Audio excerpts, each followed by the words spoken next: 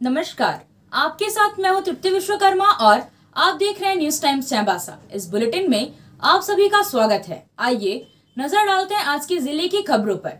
Singhbhum Lok Sabha seat पर झामुमो कांग्रेस के दरमियान चल रहे विवाद के बीच कांग्रेस ने एक कदम आगे बढ़ते हुए जगन्नाथपुर के अलावा चाईबासा विधानसभा से भी उम्मीदवारी की दावेदारी ठोक दी है।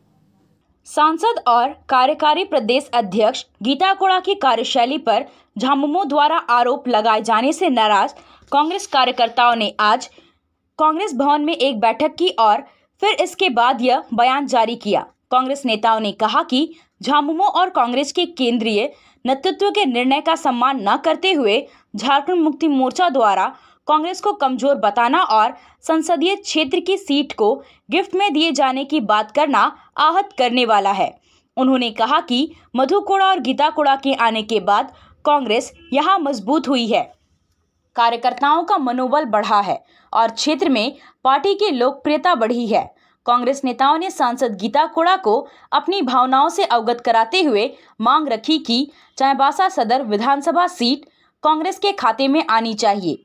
कांग्रेस नेताओं का कहना है कि पिछले संसदीय चुनाव में चाईबासा सदर विधानसभा से 91,678 वोट एवं मझगांव विधानसभा से 88,418 वोट महागठबंधन को मिला था, जबकि विधानसभा चुनाव में महागठबंधन के अंतर्गत झारखंड मुक्ति मोर्चा के विधायकों को सदर विधानसभा में 69,485 मत एवं मझगांव विधानसभा में 67,750 मत ही मिल पाए थे। लोकसभा की अपेक्षा सदर चाईबासा विधानसभा में 22,000 मत के लगभग एवं मझगांव विधानसभा में 20,000 मत के लगभग झारखंड मुक्ति मोर्चा के विधायकों को कम मिला था। कांग्रेस का यह भी मानना है कि चाईबासा सदर विधानसभा सीट कांग्रेस का परंपरागत सीट रही है। पूर्व में भी स्वर्गीय बागुन सुमरोई 4 बार विधानसभा के सदस्य निर्वाचित हुए थे। आज पूरे जिले में महिलाओं ने पूरी श्रद्धा और निष्ठा के साथ वट सावित्री की पूजा और अखंड सौभाग्य की कामना की। चाईबासा से लेकर चक्रधरपुर, जगन्नाथपुर सहित तीनों अनुमंडल क्षेत्र में महिलाओं ने वट वृक्ष के नीचे बैठकर पूजा अर्चना की और पति की लंबी उम्र के लिए ईश्वर से प्रार्थना की। वट सावित्री व्रत के लिए सुहागिन महिलाएं निर्जला उपवास रखती हैं और 16 श्रृंगार करके विधि विधान के साथ पूजा अर्चना करती है। ऐसी मान्यता है कि माता सावित्री के तप से प्रसन्न होकर ही यमराज ने उनके पति सत्यवान के प्राणों को लौटा दिया था और उन्हें 100 पुत्र का वरदान दिया था। आज के दिन वट वृक्ष के नीचे पूजा करने से यमराज के साथ साथ त्रिदेव की भी कृपा प्राप्त होती है। सावित्री, विष्णु और लक्ष्मी नारायण का स्वरूप को मन में ध्यान करो और बोलिए देवताओं के भी देवता, जगत के पति शंकर भगवान, प्रभास क्षेत्र में स्थित ब्रह्मा जी के प्रिया जो सावित्री देवी है, उनका चरित्र आप मुझसे संबंध का इतिहास हो एवं जो स्त्रियां के पातिव्रत को देने। भाजपा कार्यालय में आज जिला अध्यक्ष सतीश पुरी की अध्यक्षता में बैठक हुई, जिसमें 21 मई को होने वाली जिला कार्य समिति की बैठक में तैयारियों पर चर्चा की गई और चुनाव प्रबंधन समिति एवं जनसंपर्क अभियान समिति का गठन किया गया। जिला कार्य समिति की बैठक में प्रदेश संगठन महामंत्री कर्मवीर सिंह और प्रदेश महामंत्री बाल मुकुंद सहाय भी शामिल होंगे। चुनाव प्रबंधन समिति का संयोजक अनूप कुमार सुल्तानिया और सह संयोजक दीपक प्रधान एवं मंजीत कोड़ा को बनाया गया है। जनसंपर्क अभियान समिति का संयोजक पूर्व विधायक जवाहरलाल बांद्रा को बनाया गया है, जबकि पूर्व मंत्री बड़कुंवर गागराई को सह संयोजक बनाया गया है। पूर्व विधायक गुरुचरण नायक, मनोज लेयांगी, अनूप कुमार सुल्तानिया और मालती गिलवा को सदस्य बनाया गया है। भूषण पाट पिंगवा मीडिया प्रभारी और सुभाष जोंको को सोशल मीडिया प्रभारी बनाया गया है। रविंद्र भवन परिसर में बंगाली समुदाय के लोगों की बैठक हुई, जिसमें 20 मई को गुरुदेव रविंद्रनाथ ठाकुर की जयंती हर्षोल्लास के साथ मनाने का निर्णय लिया गया। कार्यक्रम संयोजक आशीष कुमार सिन्हा ने बताया कि रविंद्रनाथ टैगोर का वार्षिक अनुष्ठान पिल्लई हॉल परिसर में शनिवार शाम 6:30 बजे से प्रारंभ होगा। इसमें कोलकाता की रविंद्र संगीत गायिका शीश प्रिया बनर्जी के द्वारा कार्यक्रम प्रस्तुत किया जाएगा। इसके अलावा कोलकाता के ही रविंद्र नृत्य कलाकार कृतिका चौधरी नृत्य प्रस्तुत करेगी। बैठक के दौरान कार्यक्रम को लेकर सभी सदस्यों को अलग अलग जिम्मेदारी सौंपी गई। रविंद्रनाथ टैगोर की जन्म वार्षिकी के उत्सव में 20 मई शनिवार स्थानीय भिलाई टाउन हॉल में कलकत्ता के विख्यात रविंद्र संगीत शिल्पी शिष्पिया बनर्जी और रविंद्र नृत्य के लिए कृतिका चौधरी आ रही है। चाईबासा हमारे पश्चिमी सिंहभूम के जितने भी बंगला भाषा भाषी के लोग हैं उन सब से विनम्र निवेदन है कि वो 20 मई को स्थानीय भिलाई हॉल में आकर उस कार्यक्रम में सम्मिलित हो। आया आया नीलम शू में स्कूल का पोशाक, लड़का लड़की छोटा बड़ा मिलेगा हर नाम। नीलम शू, जी हाँ, नीलम शू का वादा, दाम कम मजबूती ज्यादा। नीलम शू, राजाबाड़ी गली, सदर बाजार, चाईबासा। आया आया नीलम शू में स्कूल का पोशाक, लड़का लड़की छोटा बड़ा मिलेगा हर नाम। नीलम शू लेकर आया है सभी स्कूलों का स्कूल ड्रेस। डीएवी स्कूल, संत जेवियर स्कूल, जिला स्कूल, एसपीजी मिशन, संत विवेका, रुंगटा, स्कॉट स्कूल इत्यादि के school dress, school bag, school जूते, मोजे, स्कूल बेल्ट, टिफिन बॉक्स इत्यादि उत्तम क्वालिटी के किफायती दामों में उपलब्ध है। तो अवश्य पधारें।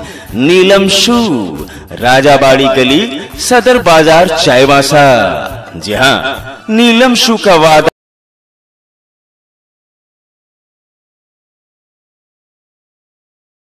2024 के लोकसभा चुनाव को देखते हुए हर पार्टी ने अपना दमखम लगाना शुरू कर दिया है। इसी क्रम में भारतीय जनता पार्टी की जिला स्तरीय कार्यशाला का आयोजन जमशेदपुर के बिष्टुपुर स्थित चेंबर भवन में आयोजित हुआ।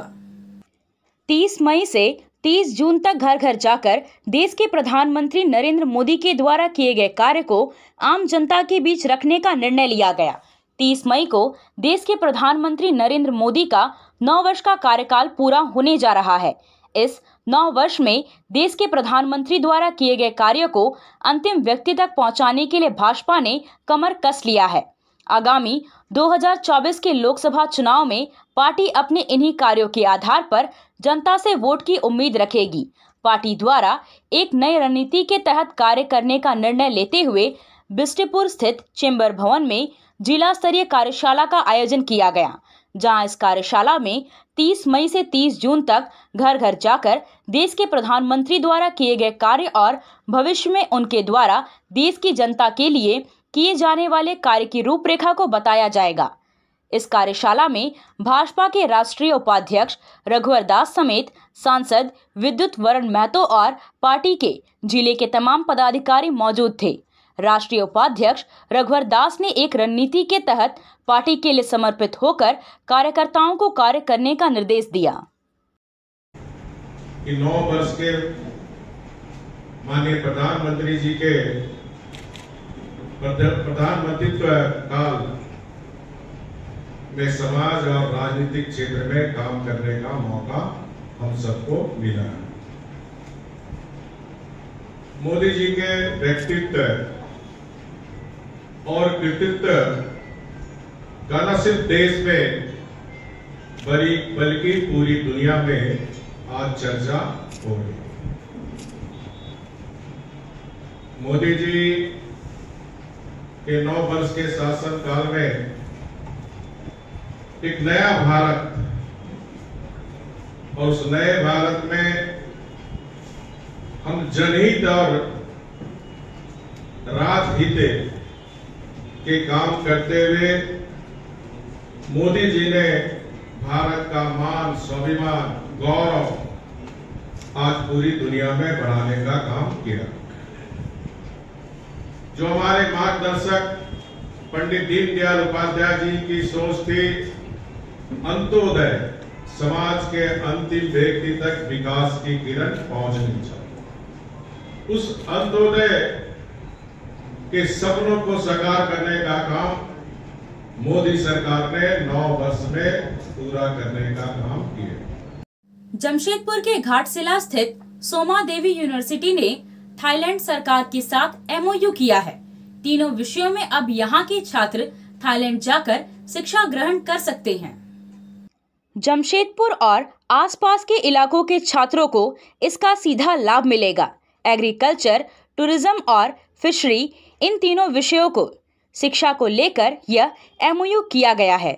जमशेदपुर के छात्र थाईलैंड और थाईलैंड के छात्र जमशेदपुर में पहुंचकर शिक्षा ग्रहण करेंगे। इससे दोनों ही तरफ के छात्रों को काफी लाभ मिलेगा।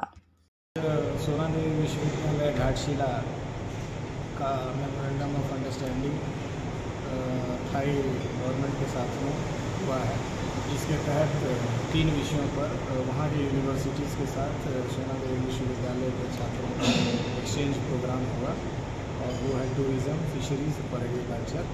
और हम ये उम्मीद करते हैं कि आने वाले वर्षों में हम लोगों का और भी कई अंतर्राष्ट्रीय विश्वविद्यालयों के साथ इस तरह का एमओयू होगा। और हम बिलीव करते हैं कि सोमा देवी विश्वविद्यालय आने वाले समय में एक बेहतर गुणवत्ता युक्त शिक्षा संस्थान के रूप में लोगों को अपनी सेवाएं दे सकते हैं।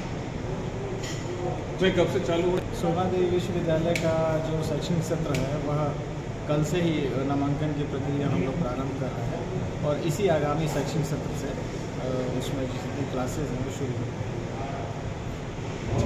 मशहूर चित्रकार विश्वनाथ लकड़ा का आदिवासी उरांव समाज संघ की ओर से पुलहातू सामुदायिक भवन में अभिनंदन किया गया।